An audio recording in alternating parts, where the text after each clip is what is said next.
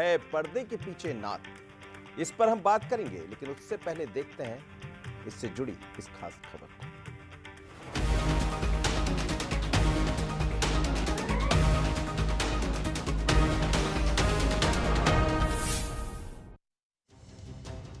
पूरे लाव लश्कर के साथ गुरुवार को अमरवाड़ा के कांग्रेस प्रत्याशी धीरन शाह ने नामांकन दाखिल कर दिया। नामांकन दाखिल करते वक्त पीसीसी चीफ जीतू पटवारी और नेता प्रतिपक्ष उमंग सिंघार सहित कई दिग्गज मौजूद थे, लेकिन सबसे ज्यादा चर्चा रही कमलनाथ और नकुलनाथ के नामांकन में नहीं शामिल होने की। कमलनाथ भले ही नामांकन में नहीं पहुंचे, लेकिन धीरन शाह को कांग्रेस के पाले में लाने के पीछे उन्हीं का हाथ है। कांग्रेस के नेता तो इसे कमलनाथ का मास्टर स्ट्रोक तक करार दे रहे हैं। पर्दे के पीछे से कांग्रेस के लिए पूरी स्क्रिप्ट लिख रहे नाथ अमरवाड़ा का मोर्चा संभाल रहे हैं। कांग्रेस को भरोसा है कि नाथ के नेतृत्व में वो अमरवाड़ा का अखाड़ा जरूर फतह करेगी।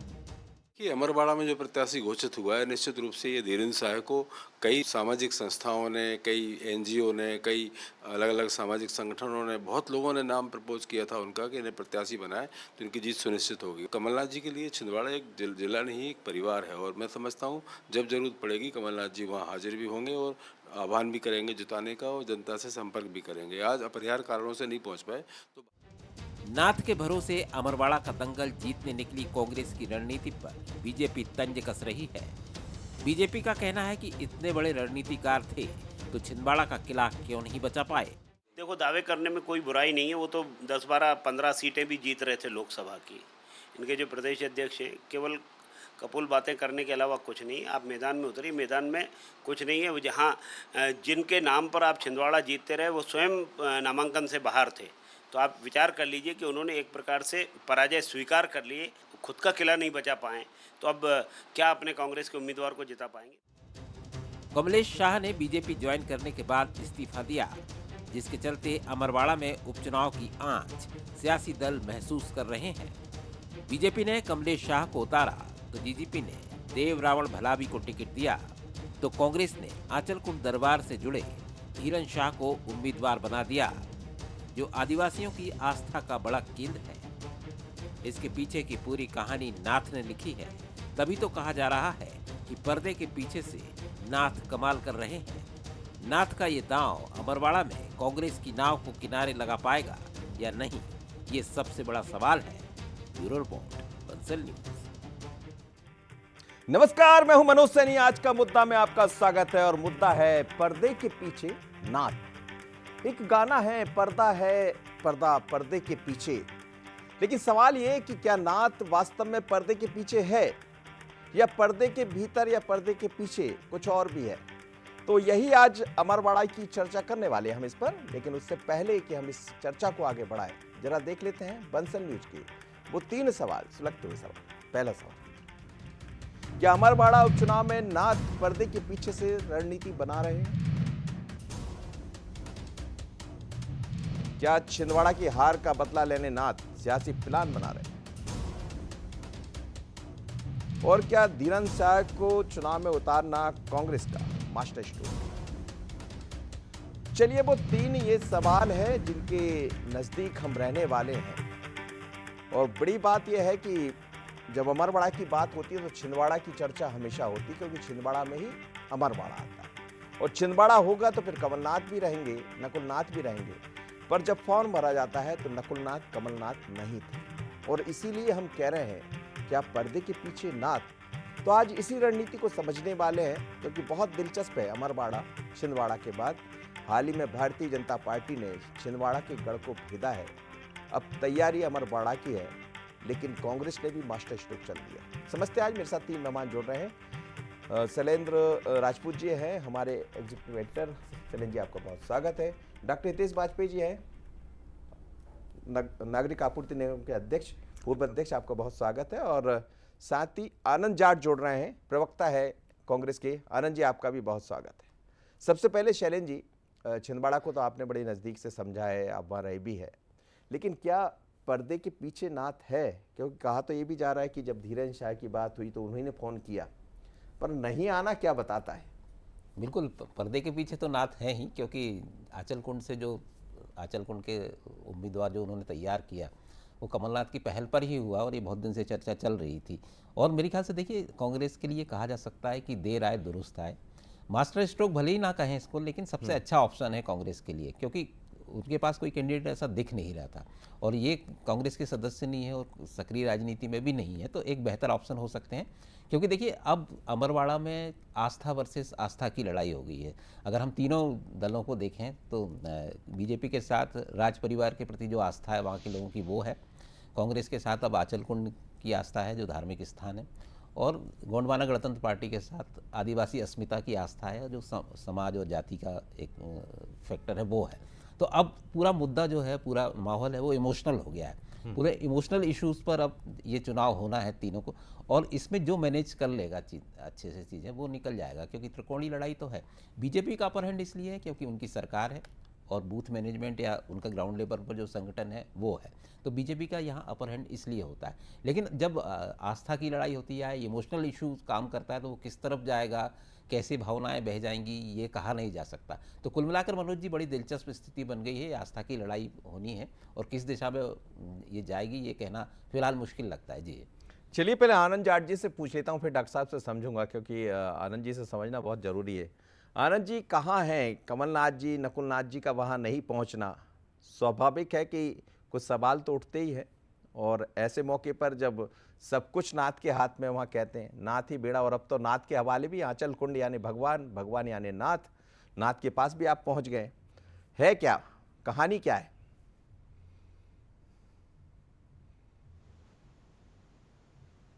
जी आवाज में बहुत ज्यादा जी जी जी बोलिए मेरी बोलिए आवाज नहीं आ रही है क्या? बोलिएगा बोलिएगा बोलिएगा बोलिए। मनोज जी, कहानी तो आपको बहुत बेहतर तरीके से पता है, और सीधे तौर पर अगर हम छिंदवाड़ा की अमरवाड़ा सीट की बात कर लें, अब आज जो नामांकन रैली थी, उस रैली को देखकर ये दिखता है कि पर्याप्त उत्साह जनता में है। कांग्रेस के कार्यकर्ता भी चार्ज अप हैं, और जीतू पटवारी जी और नेता प्रतिपक्ष उमंग सिंगार जी के ने वहां पहुंचकर जो है नामांकन, उनका, हमारे जो प्रत्याशी हैं धीरन शाह जी, उनका नामांकन जो है वो दाखिल करवाया जी। कमलनाथ जी के बिना छिंदवाड़ा की बात नहीं की जा सकती है, और कमलनाथ जी, जैसा आप ही लोगों की मीडिया रिपोर्ट से हम सबको भी पता चला कि इस पूरी कहानी की जो पटकथा लिखने वाले हैं वो कमलनाथ जी हैं, कि धीरेन्द्र शाह जी को कैसे शासकीय सेवा से इस्तीफा दिलाकर राजनीति में लाने का काम किया है। कमलनाथ जी ने ऐसा बहुत सारे लोगों को जो है राजनीति में लाने का काम किया है, और मैं तो भारतीय जनता पार्टी से पूछना चाहता हूं कि जिसके पास वहां पिछले 2 चुनाव से मैं देख रहा हूं कि अपने खुद के कैडर के प्रत्याशी नहीं है, चाहे पिछला चुनाव हो जहां गोंडवाना गणतंत्र पार्टी के संस्थापक सदस्य रहे स्वर्गीय मनमोहन शाह भट्टी जी की बेटी को अमरवाड़ा से पहले टिकट दिया 2023 में, अभी कांग्रेस के पूर्व विधायक को टिकट दे दिया गया है। इनकी माता जी भी 3 बार विधायक रही हैं कांग्रेस पार्टी से, ये भी 3 बार कांग्रेस पार्टी से विधायक रहे हैं, और इससे आगे की बात यह है कि भारतीय जनता पार्टी का जो मूल कार्यकर्ता है उसके लिए ये जो आयातित लोग हैं, ये दीन दयालु, देव दुर्लभ, गरीब बिछाओ जो योजना भाजपा ने चला रखी अपने कार्यकर्ताओं के लिए, उसके विस्तारक हैं ये दूसरी पार्टी से आए हुए लोग। तो भाजपा मूल के कार्यकर्ता जो है वहां अमरवाड़ा में नहीं है। कांग्रेस का मुकाबला कांग्रेस से है, और भाजपा मुकाबले में नहीं रहेगी। मनोज जी, मैं आज आपको ये विश्वास दिलाता हूँ। चलिए ठीक है, आप तो बिल्कुल, आपको कहना भी चाहिए, आपका हक बनता है। डॉक्टर साहब देखिए, अभी तक तो चर्चा थी कि कमलेश शाह छोड़कर चले गए, कांग्रेस भारतीय जनता पार्टी में आ गए, अब आपके प्रत्याशी भी बन गए, लेकिन वहाँ तो शाह वर्सेस शाह हो गया, और जहाँ धर्म अध्यात्म जुड़ जाए, आंचल कुंड, वहाँ भावनाएं, साख दूसरे तरह की, एक साख तो कमलनाथ जी की है वहाँ पर जो नहीं दिख रहे, और दूसरी कांग्रेस की है, और तीसरी फिर आंचल कुंड की साख भी उससे जुड़ेगी, तो क्या एक बड़ी चुनौती होगी? देखिए, अव्वल तो जो मैं ऐसा देख पाता हूँ कि छिंदवाड़ा कांग्रेस के लिए एग्जिट गेट है। 28 में पिछले चुनाव में 19 में हमसे छूट गया था, तो स्वाभाविक है एक ही छूटा था, तो इस बार लोकसभा में कांग्रेस मुक्त करने में छिंदवाड़ा से ही कांग्रेस एग्जिट हुई है।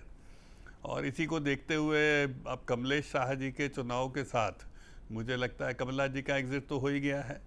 और आपने देखा वो सीधे नाम भरवाने भी नहीं आए। अच्छा, कोई नहीं आए, खाली कमलनाथ जी नहीं, ना नकुलनाथ जी, ना प्रियानाथ जी, ना कोई नाथ नहीं। तो आप देखेंगे कि उनके यहाँ से किसी ने भाग नहीं लिया। फिर दूसरी बात जो बहुत महत्वपूर्ण है वो ये है कि हम सब जानते हैं कि जीतू पटवारी जी के जो गंभीर असफलता रही है, जो पूरे चुनाव में उन्होंने जो शून्य अर्जित किया है, और विधानसभा में भी 163 हमारी सीटें रही, अभी कहो 4, 5, 10 और सब खड़े ही हुए हैं, आप देख ही रहे हैं, लाइन में हैं। तो एनीवे कुल मिला के कांग्रेस के लिए ये एग्ज़िट का समय है। तो जीतू पटवारी जी के लिए भी एग्ज़िट गेट जो है वो छिंदवाड़ा ही है।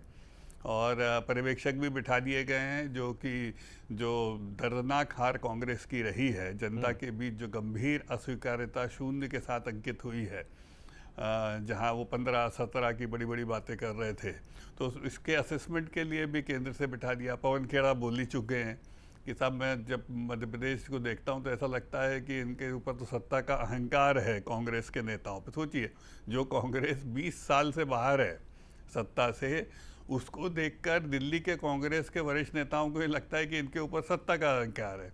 तो यू कैन इमेजिन कि उस दल के कार्यकर्ताओं का क्या हाल होगा। और यही कारण है कि जो सामान्य कार्यकर्ता हैं, मेहनती कार्यकर्ता हैं, वो कांग्रेस छोड़ कर जा रहे हैं। और उसी में एक श्रृंखला में कमलेश शाह जी का नाम रहा, जिन्होंने जब देखा कि कमलनाथ जी जब कांग्रेस छोड़ रहे हैं या कांग्रेस उनको छोड़ रही है, तो ऐसी स्थिति में उन्होंने भी लेकिन ये निर्णय तो लिया। देखा डॉक्टर साहब लोकसभा में भी कि जहां जहां आप लोग लेकर आए, चाहे वो कमलेश शाह की बात करें या फिर हम रावत जी की बात करें, वहां से भारतीय जनता पार्टी को बढ़त नहीं मिलती थी। इस बार बढ़त मिली है।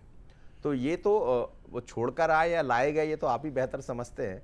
लेकिन एकदम धीरेन्द्र शाह को आ जाना, कुछ अलग गणित भी होता है। नहीं, देखिए, मैं इसको बहुत सिंपल उपचुनाव मानता हूं। और हम सब जानते हैं कमलेश शाह जी सिटिंग एमएलए भी रहे हैं, और उन्हीं के कारण ये उपचुनाव भी हो रहा है। हमारी डबल इंजन की ऑलरेडी सरकार है ही वहाँ पर, और महापौर भी आपने देख लिया, वहाँ के कोई साथ तो छिंदवाड़ा के दे नहीं रहे हैं, नाथ परिवार का। तो छिंदवाड़ा की स्थिति अब बहुत ख़राब है। तो मैं नहीं समझता कि इसमें कहीं से भी कोई दिक्कत। बस मुझे यही देखना है कि जीतू पटवारी जी छिंदवाड़ा के इस चुनाव के पहले हटाए जाते हैं या बाद में हटाए जाते हैं। बस यही एक फैक्टर जो है ऑब्जर्वेशन का रह गया है।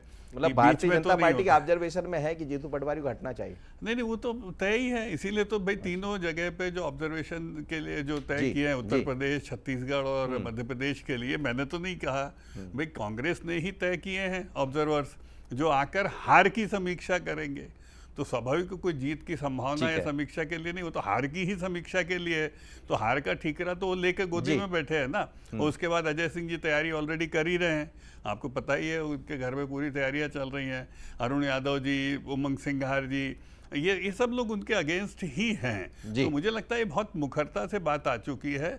तो उपचुनाव से ज़्यादा इंटरेस्टिंग है कि जीतू पटवारी जी का उपचुनाव के दौरान पलायन होगा या उसके बाद होगा। चलिए, आज तो वो अकेले दोनों दिखाई दे रहे थे, उमंग सिंगार और साथ ही जीतू पटवारी जी।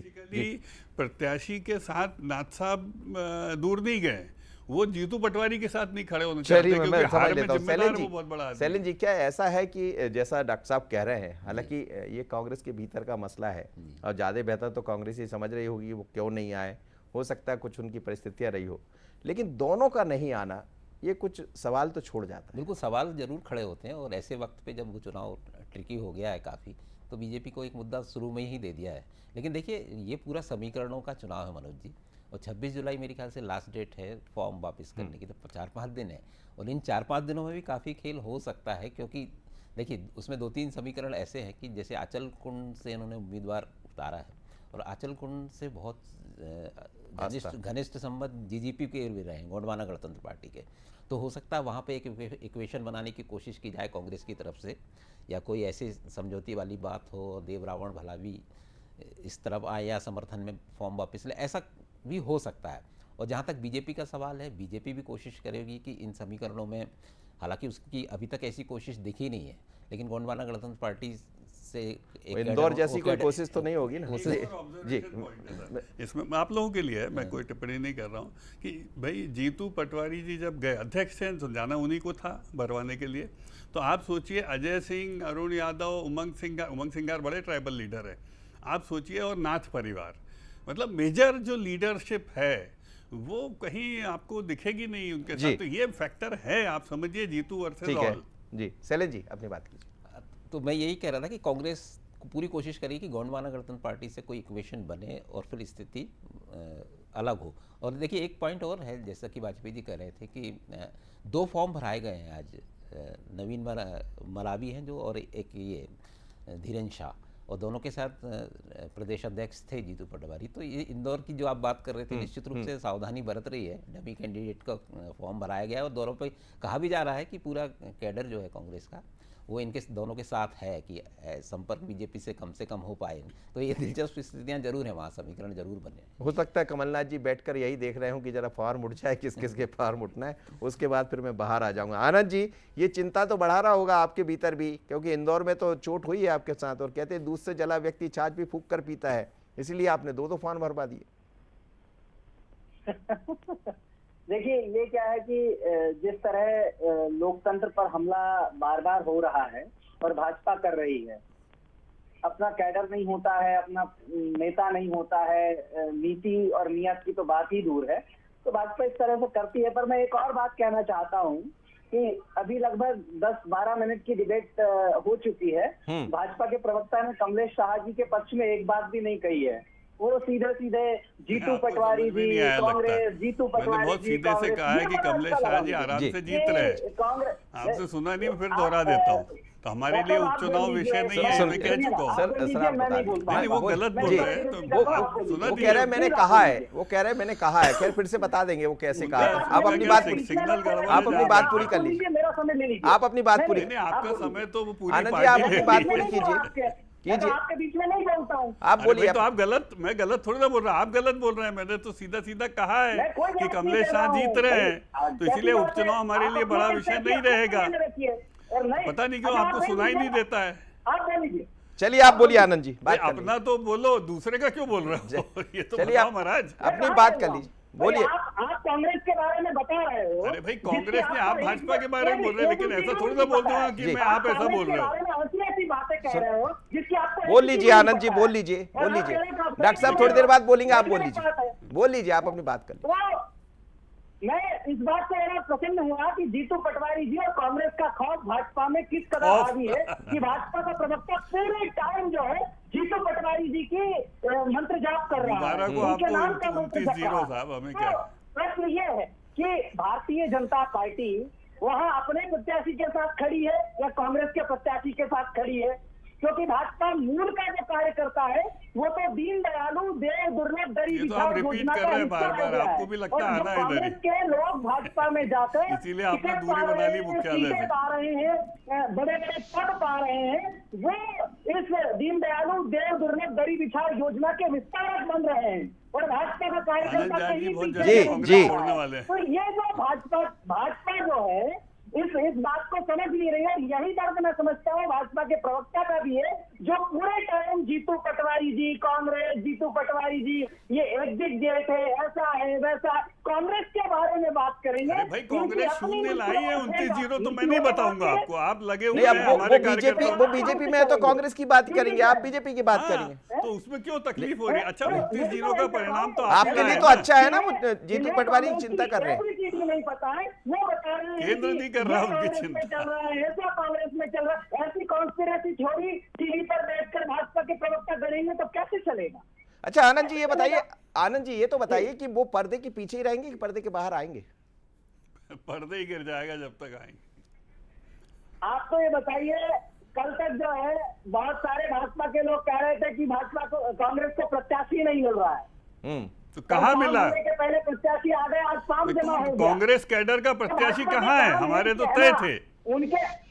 उनके कहने से कुछ नहीं होने जाना है। अरे भाई कांग्रेस कैडर में क्या कैडर था बताइए, इनका कौन सा पद था? और हम वहाँ प्रचंड बहुमत से जीतेंगे भी। जी चलिए डॉक्टर साहब, वो तो प्रचंड बहुमत से जीतने की बात करें और करेंगे भी, स्वाभाविक है, चुनाव है तो ये तो कहेंगे। मेरा हमारे तो कमलेश लेकिन शाह वो जी कह रहे ने जीतू पटवारी की चिंता आपको इतनी नहीं क्यों हो रही? मैं तो दूसरी बात कह रहा हूँ। चलिए, आप कह रहे हैं ना भाई, कमलेश शाह जी तो हमारे यहाँ ज्वाइन किया उन्होंने, हमारे कार्यकर्ता बने, इसीलिए तो उपचुनाव हो रहा है ना, और इसलिए वो लड़ रहे हैं। नहीं, लेकिन आपको भी लाना पड़ा ना, आप देखिए सुनिए तीन तो चुनाव सही, आप जीत नहीं पाए। इतना ज्यादा खाली हो गई है कांग्रेस कि कमलेश शाह जी के आने के बाद कांग्रेस के पूरे कैडर में ब्लॉक स्तर, बूथ से लेकर प्रदेश तक उनके पास कोई प्रत्याशी नहीं है। उनके पास कैडर का कोई प्रत्याशी नहीं, तो खाली कांग्रेस हुई कि हम हुए? नहीं, प्रत्याशी तो आपके पास भी नहीं था, आप भी तो लेकर आए। देखिए, ये तो कमलेश साहब आप हम लाए। लाए नहीं है, लेकिन कमलेश शाह जी चूंकि सिटिंग एमएलए हमारे साथ जी, हैं, आनंद तो जी, एक स्वाभाविक सुनिए, है आनंद कि जी। भारतीय जनता पार्टी से तो उन्हें ही लड़ना था। ये तो आप भी जानते ही हैं ना, तो इसमें कौन सी नई बात है भाई, उनको ही लड़ना था। लेकिन कांग्रेस के पास तो अवसर था ना अपने किसी कार्यकर्ता को अवसर देने का, तो आप सोचिए कांग्रेस के पास तो पूरा साफ हो गया, मतलब बूथ तक, बूथ से लेके उनके पास प्रदेश तक एक भी कार्यकर्ता ऐसा उनके लायक नहीं समझा जो चुनाव लड़ सके। तो खाली तो कांग्रेस हुई ना, और उसके बाद सोचिए नामांकन में पूरा नाथ परिवार जिसके नाम से छिंदवाड़ा जाना जाता है वो गायब है, और आप सोच रहे हो कोई सवाल ही नहीं पूछेगा। दूसरी चीज, जीतू पटवारी के साथ जी, खड़ा नहीं हो आनंद रहा जी, सुन जिसके लीजिए। नेतृत्व में चुनाव चल रहा है।